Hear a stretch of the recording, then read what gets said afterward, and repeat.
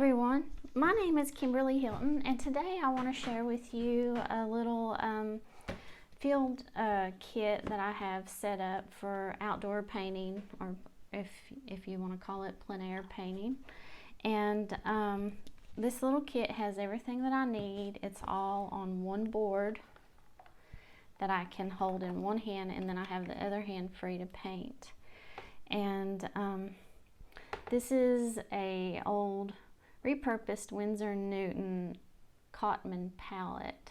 I like it because it's small and I put professional quality paint in there in the colors that I like to use. So I have this attached to my board with just Velcro. If you have a metal palette, you could attach it with magnets. But that works really good because it's compact. And I have a travel brush, paper towel. These are water brushes, a pencil, and this little water cup, which my Velcro is a little bit worn out, but I have this little cup, and this is a great little cup because it's not only is it small and lightweight, it's almost free because I got this from the laundry detergent that I use. It's the bigger jug with the little pump on it.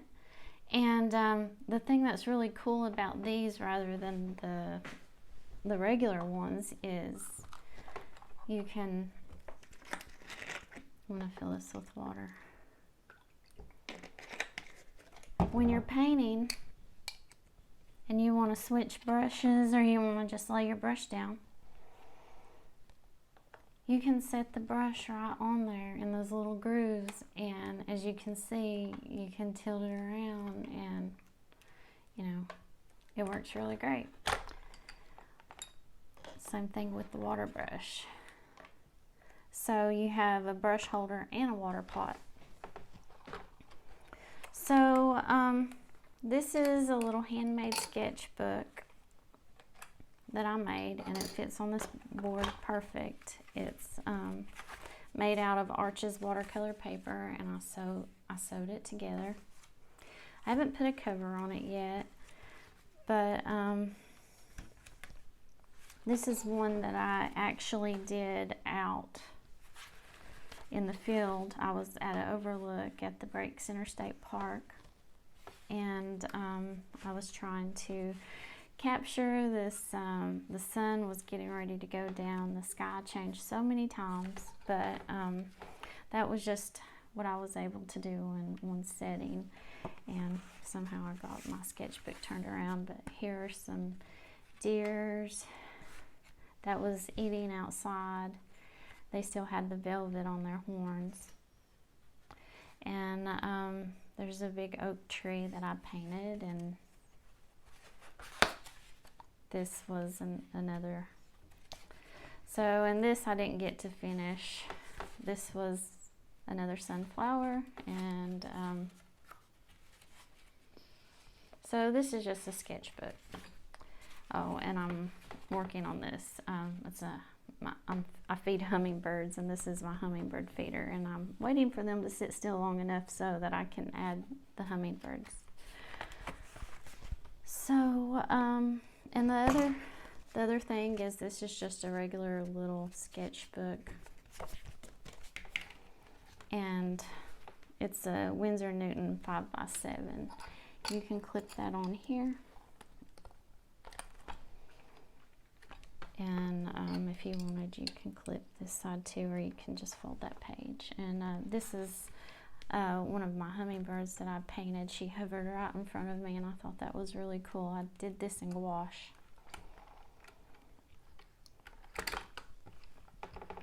But I want to show you my little artboard.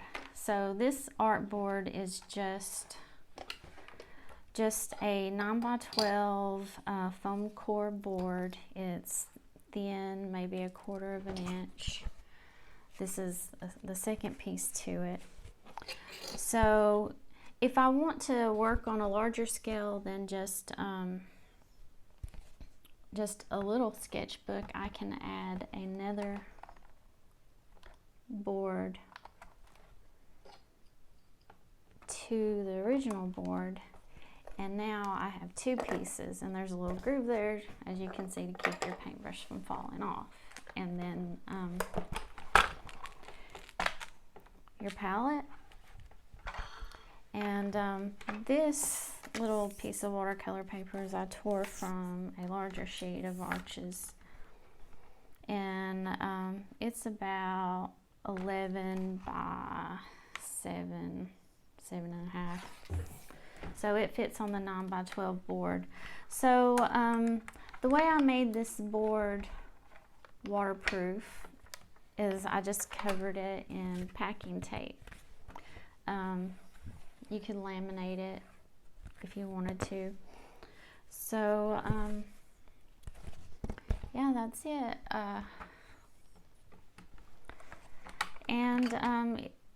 If you want to get one of these little, these are solvent holders for oil painting, and they can also hold water, and it just clips on. So if you don't want to use one of these open containers like that, you can put one of these. It's a little bit, let me lift this.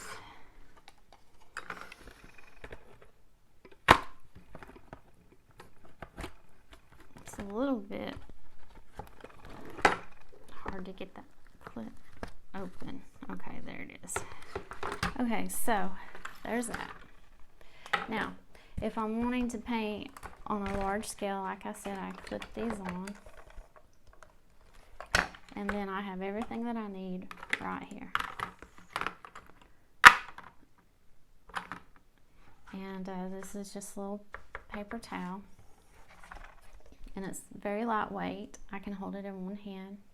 And if I need to attach, like this is just a plastic thing that came with some watercolor brushes, or you could use a Ziploc bag, but you can take a little clip, put that behind your palette for the tools that you're not using, because I usually keep my brushes in there, and that holds on the back of the palette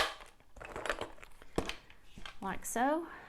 And there you go. As you can see, I flipped that over and the water did not leak. And another idea for a little travel palette, if you don't have one of those, and this is a really good idea for a micro palette. This is a watercolor dot card that I made with professional paint. I used either Da Vinci or Daniel Smith for this, and I just squirted out dime-sized dots of paint. I let them dry completely, which usually takes overnight, and then you can clip. I've used this one several times, so you can clip this to the board, and if you're using a water brush, you can just dip into the water brush and paint. So I'll show you how that works.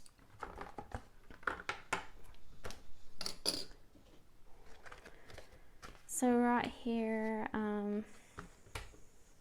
well, I've already painted the background, and I'm not going to be standing up for this because I'm in my studio, so I don't need to clip that down. But I want to show you how this watercolor dot card works. So I previously put down washi tape, and then I just painted the background with yellow ochre last night, and I let that dry. So if I want to just add some trees or something. Let me get my water brush going. I'll show you how the dot card palette works. And this already has some blue paint on it. So this is transparent red oxide. And this is ultramarine and phthalo mix. So I'm just going to mix these to make kind of like a, and you can use the, it gets messy, but you can use the watercolor paper as a mixing area. So now I'm just going to paint something simple like a tree.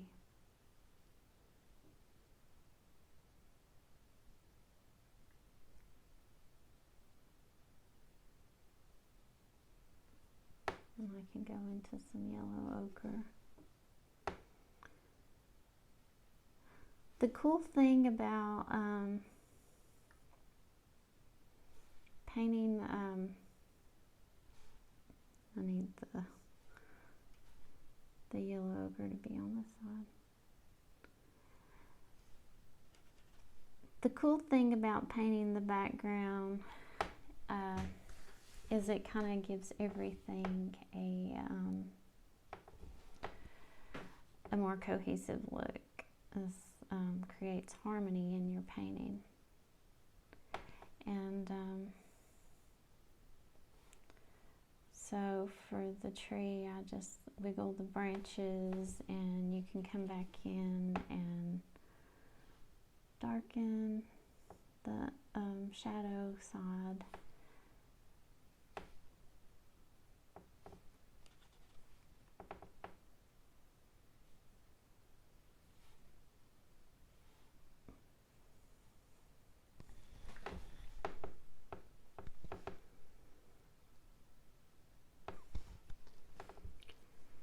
And let's see.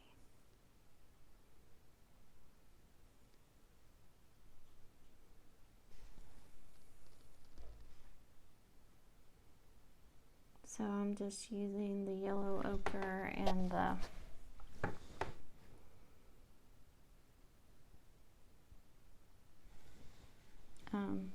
blue and the transparent red oxide right now.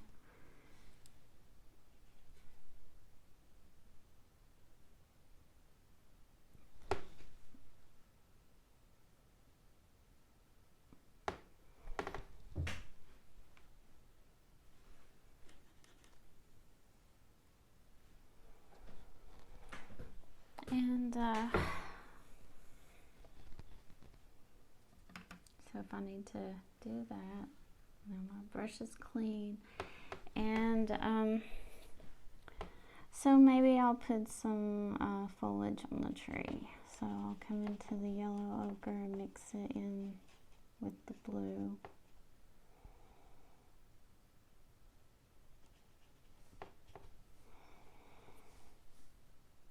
And I'll just take the side of the brush and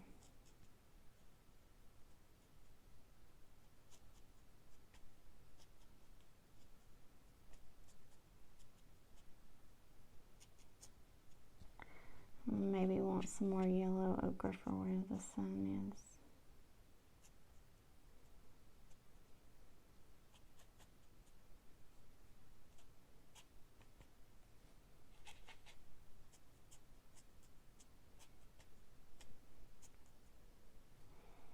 You can go into the red to darken / warm things up a little bit.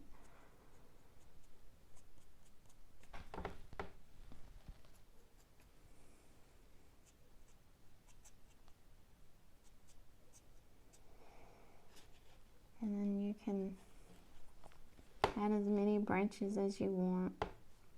Let me test that. Okay.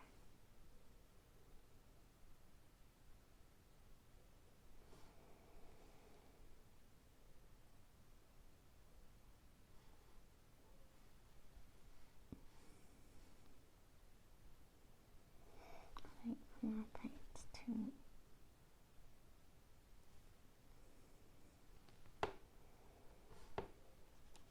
blue. But trees have branches that just go every which way.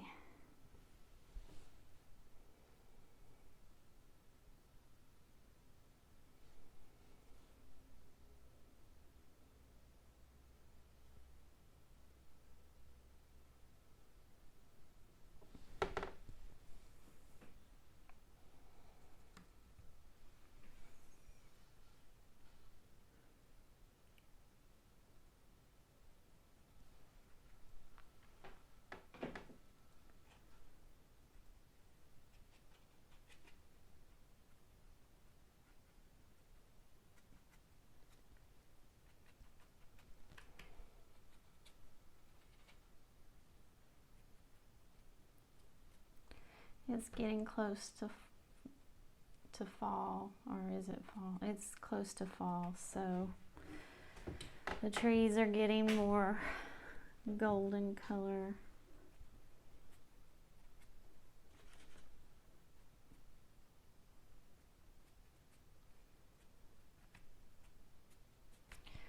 And just play with it until you feel like it's saying what you want it to say.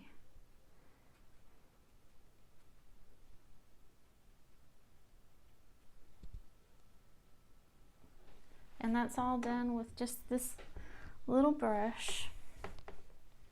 Now if I wanted to add like a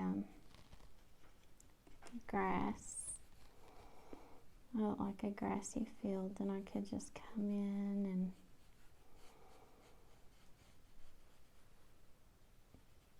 paint it in the background here. And just get darker as you come down.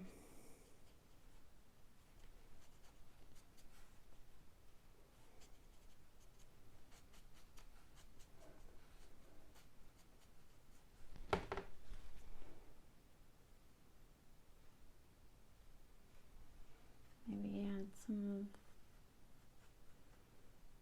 the red to warm it up.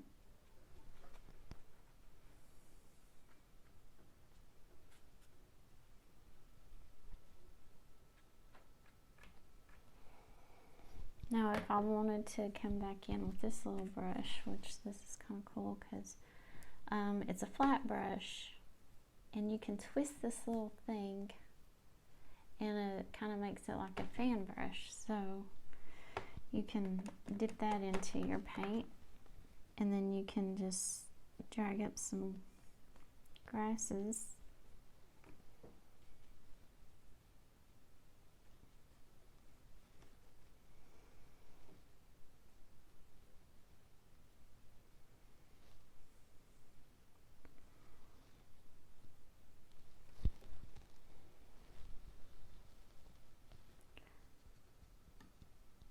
And the other cool thing about this brush is you can take that top off and you have a longer round brush. And I don't know the name of this. I'm sure you can find it on Amazon, but I actually got this off of John Muir Law's website. He has a little store, and he's with Nature Journal Club, which is a cool channel you might want to check out. But so there you have it, just a little landscape demonstration, and you can do whatever you want with it.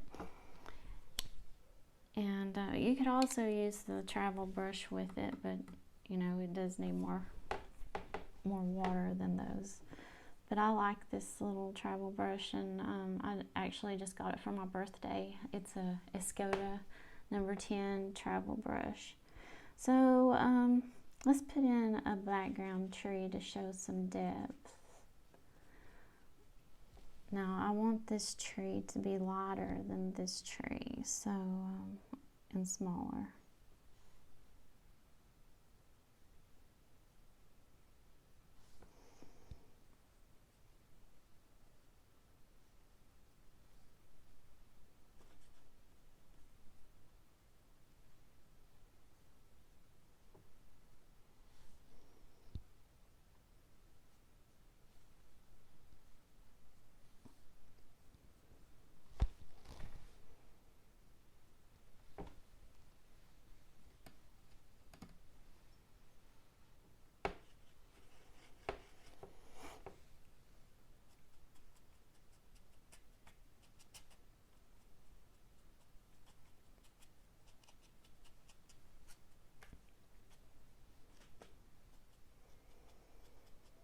You want the farther tree to be a little more bluer.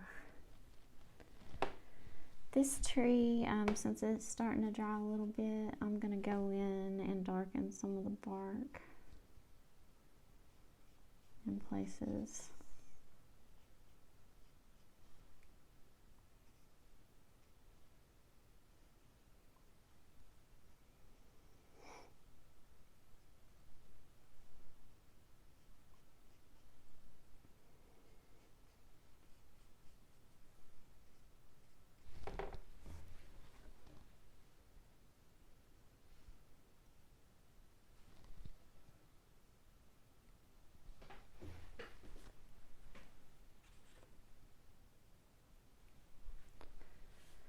And if this is dry enough, I'll try to just put my little initials here.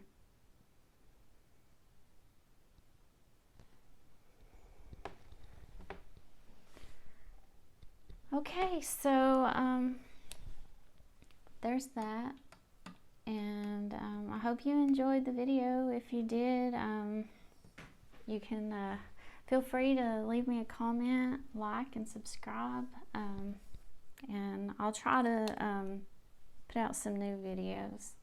So thank you so much for watching, and I hope you have a great day. And let me know if you try out this little palette and how it works out. But like I said, I'm holding this in my hand, and you're free to paint. Everything's lightweight, and have fun painting.